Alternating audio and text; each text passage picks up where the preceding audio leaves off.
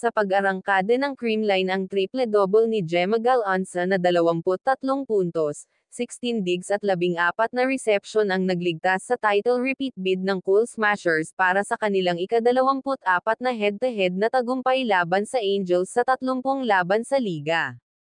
Higit sa lahat, napigilan ng Cool Smashers ang eliminasyon sa single-round semifinal ng itabla nila ang Petrogas sa 1-1, win-loss, bago ang final semifinal playdate sa loob ng 3 araw. Happy kami na nailaban namin. May mga parts ng game na parang kakayanan pa ba namin? Makakahabol ba kami? Mananalo ba kami? Pero inisip lang namin na sa dami ng pagsubok namin ngayong conference, ang dami ng nagdududa sa amin, pero kami, nasa harap nyo, kami yung mga taong hindi mawawala yung tiwala sa isa't isa, said Galonza.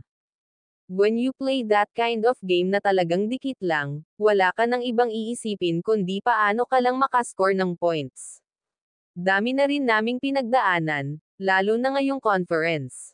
Meron kaming mga games na talo and we tried to really learn from those losses, the returning thoughts Carlos added, who pitched in 21 markers on 17 attacks, 3 blocks and 1 ace. Korean V-League following a 3-day tryout in Jeju, returned at 1:30 a.m. on Thursday morning and suited up straight away in Creamline's must-win semis match. With all 4 sets decided by exactly 2 points, Galonza and Carlos had the lion's share of the Cool Smashers, 62 attacks paired with rock-solid defensive efforts from Denden Lazaro Revilla, 15 receptions, and Kayla Atienza, 14 digs. Kaya naipanalo nila ang match laban sa Petrogas.